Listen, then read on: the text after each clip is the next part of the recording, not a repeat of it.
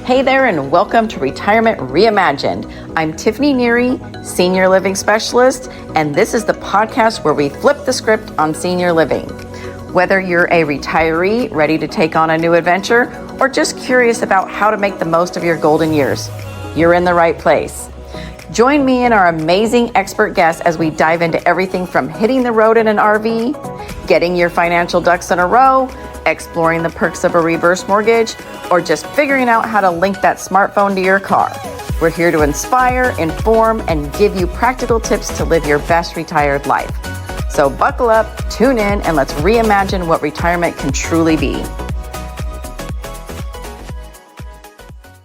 Welcome, Mark. We love that you help seniors with their tech. Oh my gosh, such a needed business that you have out there. Everybody, this is Mark Cowan, a family man that speaks tech.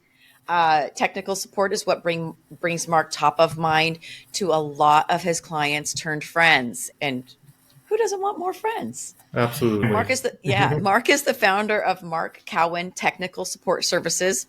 Very creative name, Mark. And you are also an active member of the Temecula Chamber. Absolutely. The chambers are a wealth of information. They help our business community, small businesses, people in our community. For one, love our chamber here in Corona, California, and you're in Temecula, California. So they're just as active. Love it. Absolutely. And I usually see the Corona Chamber participate, usually at the big events, and we all do it together. It's great. Oh, you know what? That is on my list to do that next one where it's an all chamber event. I've Nice. heard those are really cool. Yeah, usually the one I went to last was at the Diamond Stadium in Lake Elsinore. Oh, what a great stadium. Yeah. It was a good event. Yeah. So I am told just from doing a little bit of Googling on you, and what do the people say? They say, you have to call my guy Mark. And that is the best form of advertising you can have when someone refers you over. Absolutely. So Mark, why don't you tell a little bit just about your business, who you help, and then we'll just pop right into our questions and get right down to it.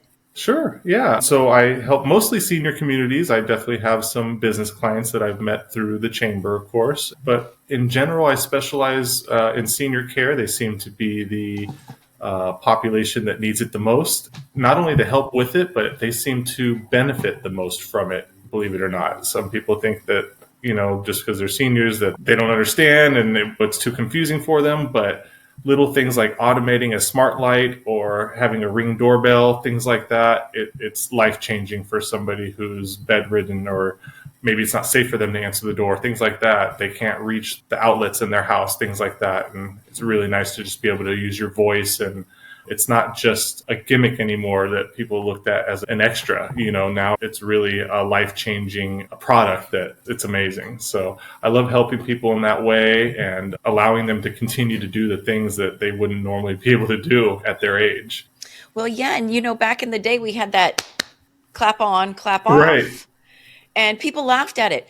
But it helped a lot of people. 100%. And of course, technology is so much better now. So we've got our Ring doorbell and all kinds of technology that can help so many different people. But right now we're just focusing on our senior population. So I'm excited to see what you do and how you help everyone. Let's see. I'm just going to start. We're just going to jump in. Sure. Challenges. What are some common challenges seniors face when adopting new technologies, and how can they be overcome with your assistance?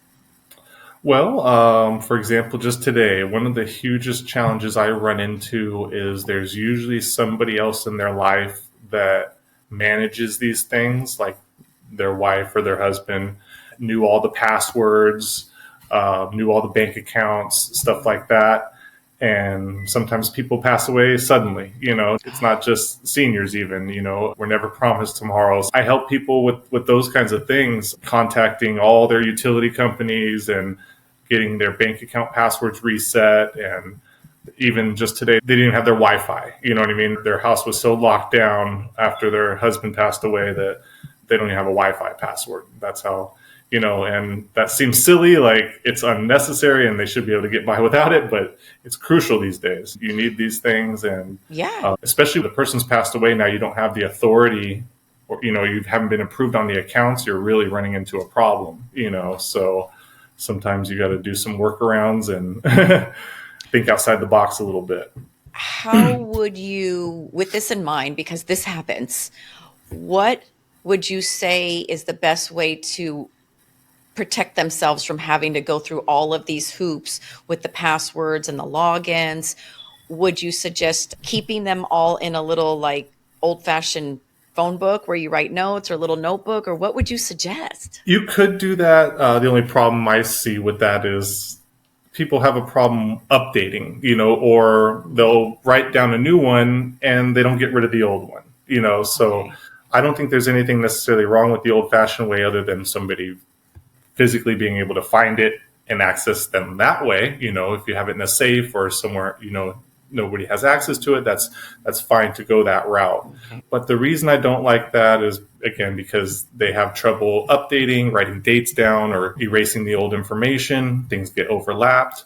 So I really suggest a Google password manager or some type of password manager. And these smartphones are all now built to integrate those with your Face ID, your fingerprint, things like that. So you don't even really have to remember them. They just use your biometrics to identify you and you're in, and people think that's unsafe. They're leery about it. They think that they're giving their face to Apple or their fingerprint, something like that. But the truth is there's nothing safer. Not even Apple has access to that fingerprint. It's locked to that device, doesn't transfer to a new device. It's completely encrypted. And again, it's something that will never change. Your face will never change. Your fingerprint won't change. Sadly, there is a problem with fingerprints with seniors. Their skin, some of them have literally rubbed their fingerprints off over time, and they have problems with fingerprints. Or it's actually the elasticity of their skin, and it has trouble reading that on the sensors.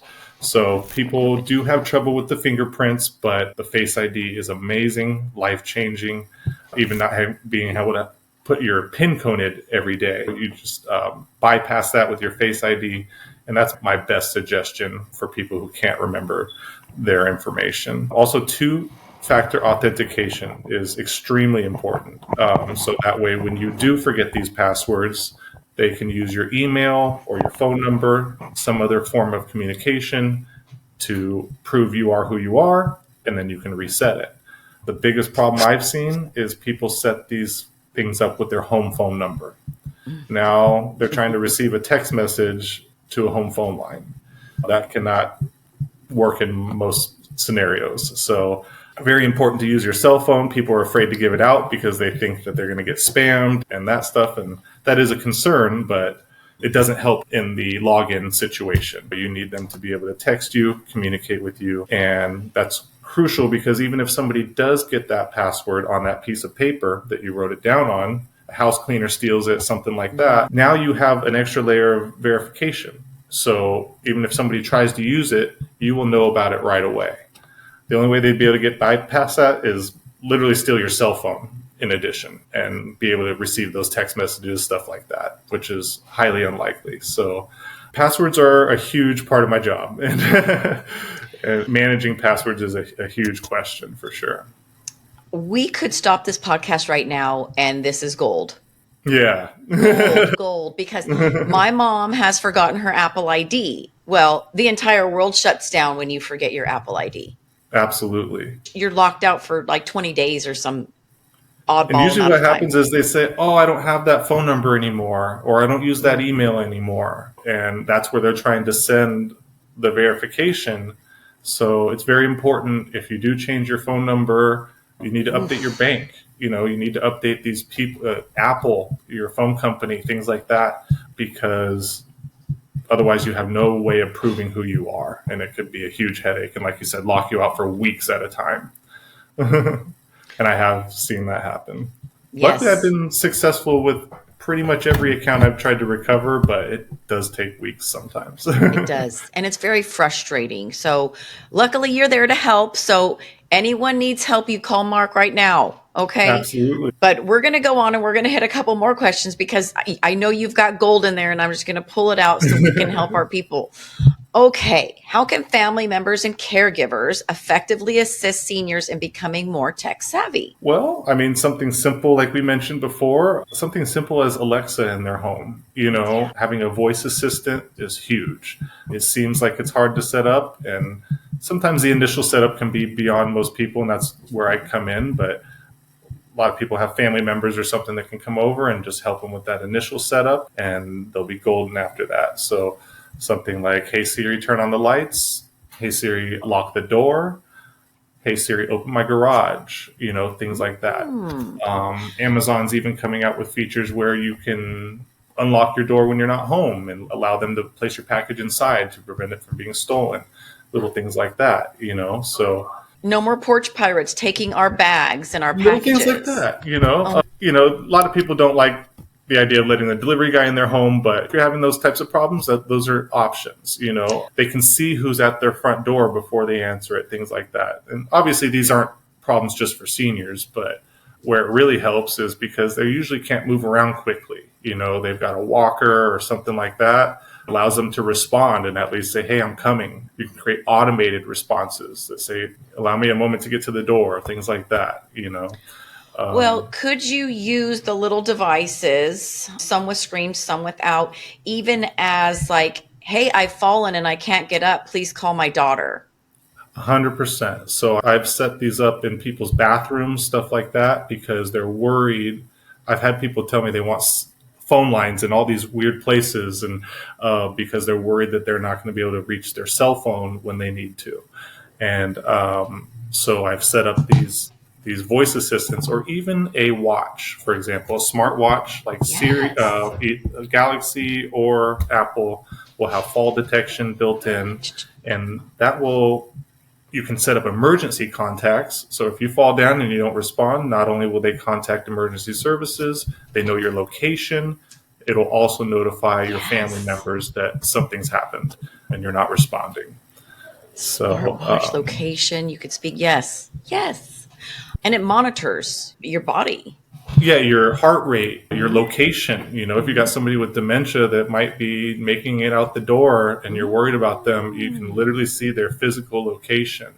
You can even use it as like a walkie-talkie, type of thing. You don't even have to be near them. They don't have to press any buttons, stuff like that. You can walkie-talkie to your family member, which is convenient.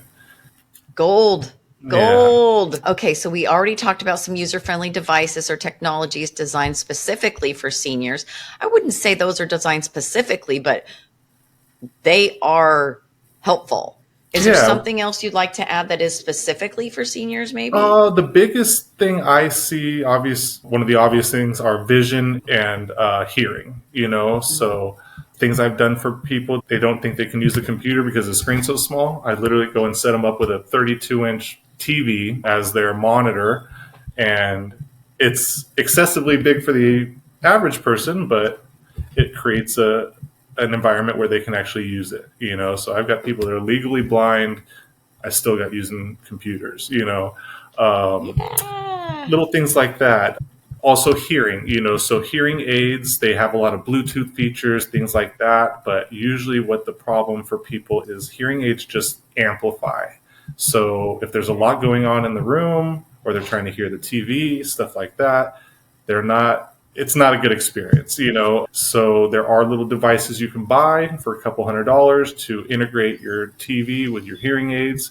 And that way you're literally using them like headphones, kind of like you would on your cell phone, but it'll integrate into your TV. There's cheaper ones available too, but usually the ones that are made by the hearing aid companies like Philips be a couple $100. But that's worth it for a lot of people. Oh yeah. You still want to hear TV and watch your favorite shows and maybe a cooking channel here and there. So some people will resort to sound bars, stuff like that, but it almost increases the problem because it's just not designed for a hearing aid. Yeah. So little products like that. But really, I find the everyday products that everybody can use and just cater them to seniors the best I can, And everyone, just like young people. Everyone wants the latest, greatest. So I just get the calls from these people. They want the new watch, the new iPad, and we get them hooked up. So It's just so funny how everything is leading into my next question, and we did not plan that. yeah, How can technology enhance the lives of seniors, particularly in terms of health, communication, and entertainment? Well, yeah, we hit on entertainment, we hit on some health, communication. Hey, I'm coming. Might take me a bit to get to the front door, but I'm coming. right. So, Um, like on the entertainment subject, TV is a huge problem right now because, as you know, most people are streaming, and for people who are techie, it's not a big deal. They can get all set up their emails and do all that, but just the word streaming intimidates most seniors. yeah, me too. So they don't understand what it is, how it works, stuff like that. So I'll go in and train them. It's literally just TV. It's just a different way of accessing it. But the best part about it is the savings. So a lot of these seniors, obviously, they're not working. They're on a limited income, and they're looking for every way possible to save money. So I usually take cable bills from around the $300 range and get them closer to the $150 range and get them everything they need. Sometimes See, it can be a okay, learning curve, but it's worth $150 a month. you just surprised me. I'm not often surprised, but I'm surprised right now because not only are you helping our seniors with technology, you're saving them money 100%. Even on by my services, what I go in and do for these people, it would cost a fortune for the big box guys. So, nor will they, I don't think, don't quote me on this, but I personally don't think they will take the time to log you into your bank accounts and oh fix no. all these passwords and stuff. Like, the experience I hear is they come in, set up the TV on the wall, plug it in, hand them the remote, and they're out the door. And they've paid them $200-300 to do that. And now they're sitting there calling their family members saying, frustrating Just spend everybody all this around them money. because they can't figure out a smart TV. That's, I've been told my services are priceless in that regards, because there's just not a lot of people out me like they're willing to help them in that fashion. Well, and when I started working with the senior demographic and the people that work with the seniors, the hearts of all of my people are, I don't even have a screen big enough to make my hands go this big, but it's all about the empathy and the energy and the heart and the patience. We Right. must have patience. And I know you have patience and you enjoy it. Absolutely. And, That's, I think, the best part about it. It's not hard to me, and it's fun when it is. I love to problem solve, and it's really satisfying when I've solved somebody's problem. And even if it's just watching a movie for the night, it means a lot to them. well, and back, I'm taking notes because again, gold you're giving me. You mentioned training them how to do something or training them about what streaming is. So you're not just setting it up and being like, hey, here it is. So now they're like, hey, they can go to their friends and be like, Mark just taught me how to stream. I've got Hulu and Netflix and I'm Right. watching, Yellowstone or whatever it is someone might be watching because now they've got the streaming service. So it opened conversation. It opened that they can maybe help another friend. Right. Yeah, and they have these coffee meetings and stuff, and they hear from all their friends that are watching these shows, and they feel so left out. Oh, So they get really excited when they can be up to speed on all the new latest greatest shows and stuff. And now it's turning into even sports. They're going over to these platforms where you have to have them. It's only on Amazon Prime or only on Paramount or only on these. yes. So it's genius marketing. You're forcing people into your platform, but a lot of people are missing out on a lot because they don't know where to get it or how. Yeah, I just think that I don't like being left out of shows either. So if I know how to stream, we're sitting on the couch having a good TV time. But usually what I do is, the typical question is, I only watch like 5 or 6 channels. Why am I paying $300 a month? I don't need all this. So I give them a little homework and I say, write down everything that's important to you, everything that you're interested in, everything that you currently have that you can't live without, because $150 savings is not worth it if you're going to lose your favorite channel. So Then once they tell me what they want, I'll go in and research who provides exactly that and get it to them for the lowest cost possible. You're a hero, Mark. You're a hero. Oh, man. Okay. What advice would you give to seniors who feel overwhelmed by the rapid pace of technology and the My changes that biggest come with answer it? to that Yeah. is don't be so scared of it because you won't break it. With all these tech devices, I know that maybe something might stop working, but it's not broken. Everything can be reset. Every setting that you've changed can be changed back. I know they're very even on a Windows computer. Nobody wants to touch anything because they're scared they're gonna break it. But that's really the only way you are gonna learn. That's how I learned. Is since I was 14 years old, I've been breaking and fixing it. You know what I mean? So you gotta poke around, and it's really just trial and error a lot with these things. And sometimes, just like we did when we started this meeting, a sound might not be working, and you will literally try the same thing 4 times, but on the 5th time it works.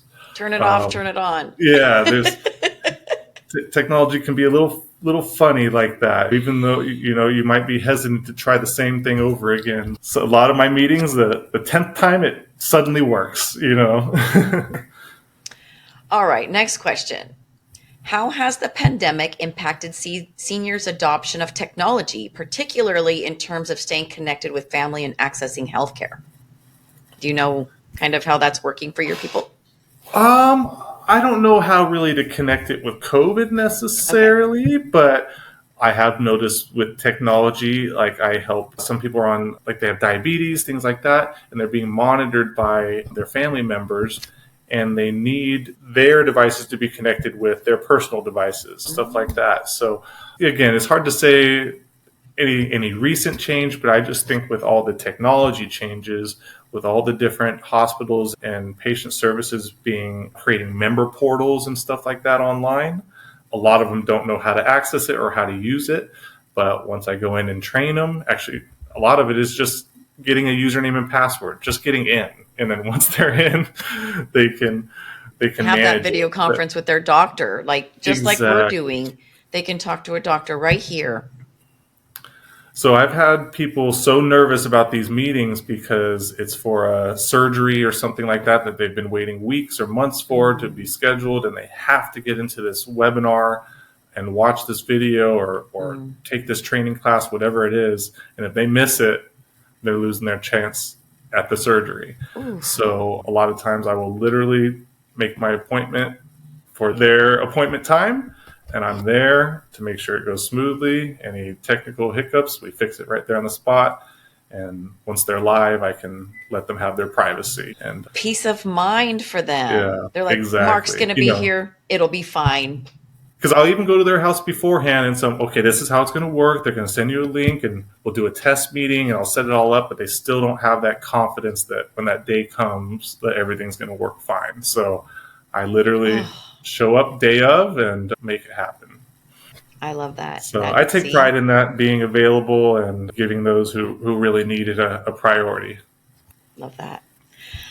What kinds of devices or apps? What kind of devices or apps do you recommend that are senior friendly?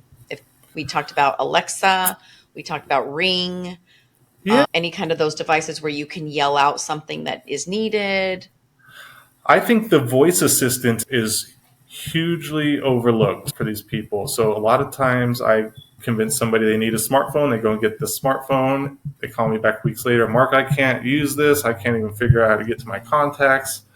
This is crazy, and once they learn that they don't even have to touch it, and you can set up the phone so it's constantly, you can just say, hey Siri, you don't even have to press any buttons, and it'll respond to that. You can say, hey Siri, call Mark Cowan, and that's the first thing I'll set up with them, and I'll be like, look, I need to stop saying the bad word here. But sometimes what they're worried about is, well, what if I can't reach my phone? We talked about the smartwatch. It's like, if you had that on your wrist, you could easily talk to your wrist, no problem, make a phone call. They can even ping your devices, right from, you lost your cell phone on the couch, you can press a little button on your watch and it'll ping it for you. So It's hard because these are all things that are beneficial for everybody. But I think just seniors in general can benefit so much more because they can't see or hear or move as well as we can. These things are just a convenience for us. We can rip out the couch cushions and look for our phone, no problem. But boy, is it nice to make it ding and I can find it in 3 seconds, So yeah, I think just when you really have to focus on what impairment that senior might have, whether it's mobility or vision.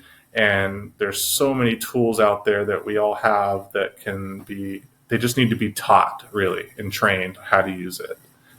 Yes, and you have the patience and the know-how and the desire to help them in the heart. So, kudos to you. Yeah, I know I've used the same answer a few times, but I think truthfully, the voice assistant hands down is probably the best thing for these seniors.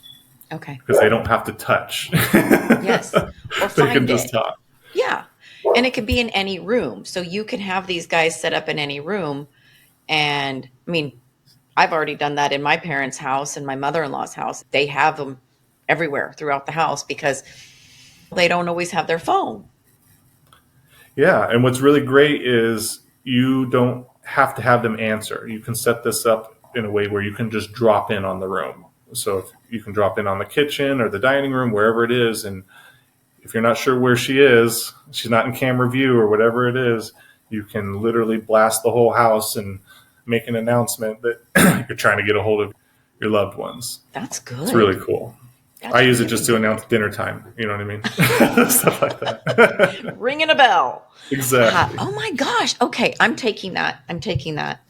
I'm using so much. I have a page and a half of notes from you. Gold. Okay. Believe it or not, Alexa will actually ring a bell when you say, Alexa, it's dinner time. It'll ring a bell the whole house.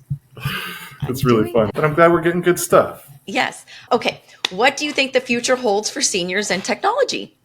The future? Well, I think the future is going to revolve around AI, big time. Now, even if you ask Elon that question, I think he bites his tongue when he's answered these questions because it's also uncertain how things are going to be used and regulated and stuff like that. But I just think people really, anybody looking to get into a new business or wondering what's next, AI is it. It's going to be huge.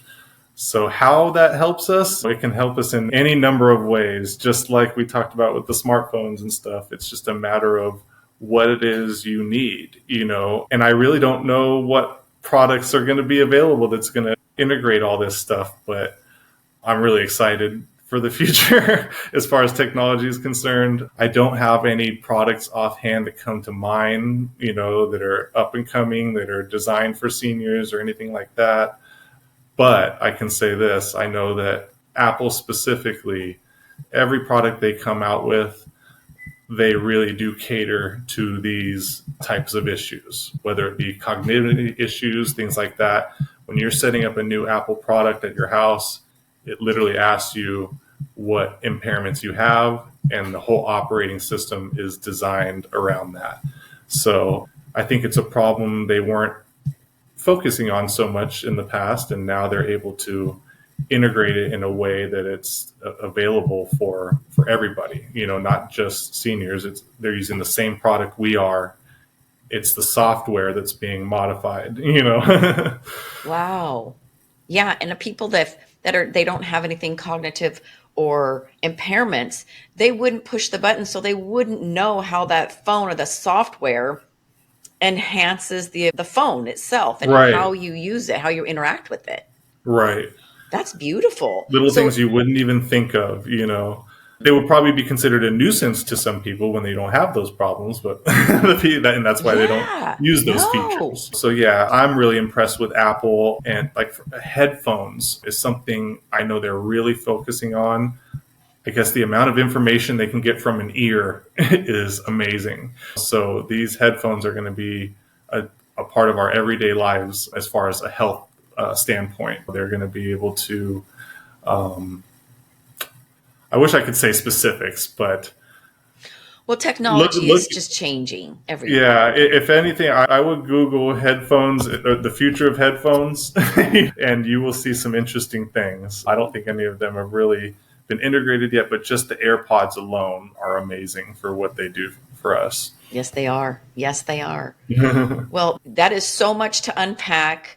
We're going to have a beautiful recording that, golly, anyone could listen to this and be impressed with the technology that can help them inside their home and to stay safe and to be entertained. I mean, from safety to entertainment, they all kind of go together. Right. Very impressed. And I think really the main focus is that they're just trying to live how they always have, they see and hear and all the things that we enjoy that they have trouble with. It all breaks down to mobility and vision and stuff like that. It's just, they say getting old is not for the weak. So tell us kind of your vicinity that you like to work in. Well, I started at a senior community very close to my home, and I've just grown there astronomically that I really focus a lot of my energy there. Not that I won't go anywhere else, but I've got a huge clientele here in the colony here in Murrieta, and they love me. I've got a great reputation, and the word of mouth, like we talked about in the beginning, it's golden. So everybody has friends, everybody has family, and that's where most of my businesses come from, is word of mouth from the colony. Any business that's been outside of the colony has really come from them. And I'm sure being in real estate, you start with one client and it leads to the next, and yes, it does. It snowballs. So that's why I take so much pride in my job and doing it right, because that's the only way that word of mouth is going to work. Good for you. I could pay $1 million in advertising and it doesn't do close to what somebody's word of mouth does. I love it.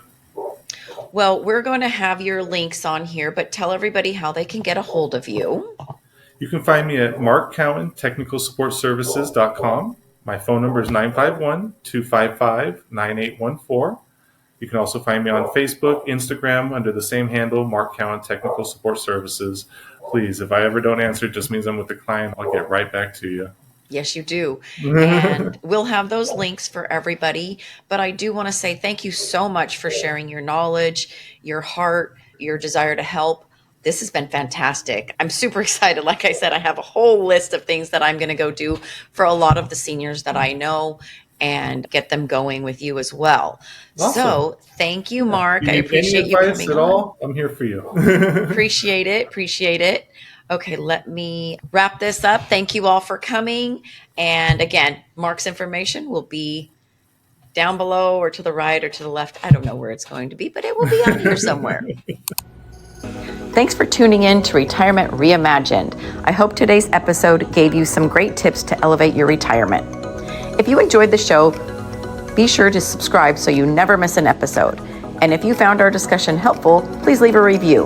It helps others find the podcast too. Curious about how to unlock new financial opportunities in retirement? I'd love to chat and explore how we can make your golden years even brighter. Until next time, I'm Tiffany Neary. Keep reimagining.